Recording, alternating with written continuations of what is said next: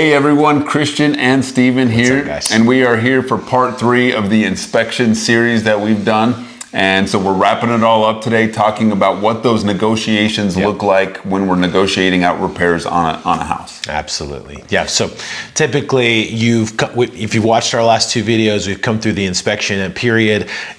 We try to do about 7 days so that we can get through that as quickly as possible, so you know if you're moving forward or not. But the negotiations piece of this is kind of what this is all building to, right? Because if you can't do this well, you're in trouble. Yeah. So, and I mentioned in our last video that both buyer and seller agree to negotiate out these repairs in good faith. And so when you're negotiating these out, typically what that looks like is after the buyer has done all their inspections, they've gathered all the information they want on this house, they put together what's called a repair proposal. That's right. And that's where they ask, typically it's a list of 3 to 8 things, somewhere in there, of things that are wrong with the house that they would like the seller to fix. Yeah. So they'll put that in writing and they'll submit that over to the seller. What that starts is a 3-day resolution period, and that varies. Sometimes it's a 1-day resolution period, sometimes it's 5, but whatever you agreed to in the contract, there's some type of resolution period. So you'll submit that over, ask him to fix those 5 to 8 things, and then the seller will come back and say, well, I'm willing to fix these 4 things, but I don't want to fix those 2 things. Yes. And usually it goes back 2 or 3 times, and then you ultimately settle on what the seller's willing to fix.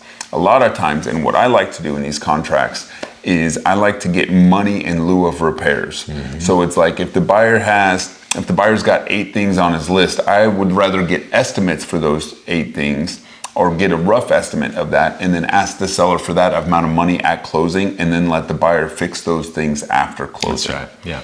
Yeah, because typically if I'm selling a home in the seller's shoes, I'm going to try to fix whatever those things are as inexpensively as possible, as quickly as possible.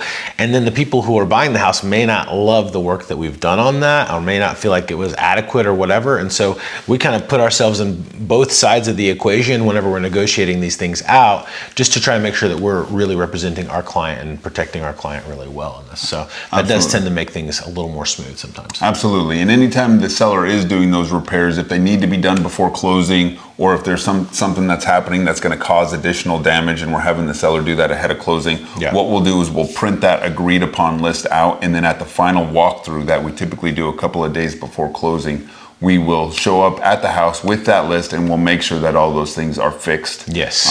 In an acceptable manner. Yeah.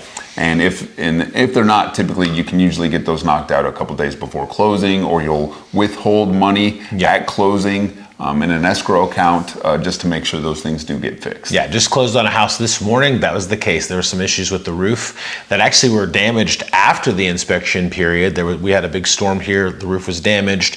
So we decided we were going to hold back some money in escrow until the sellers could get those repairs done.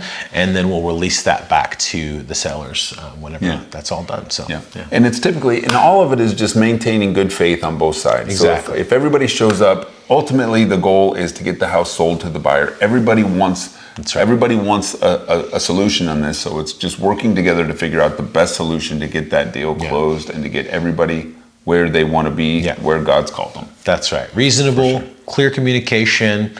We're trying to be a blessing to everybody in the equation. If everyone's blessed, we're happy.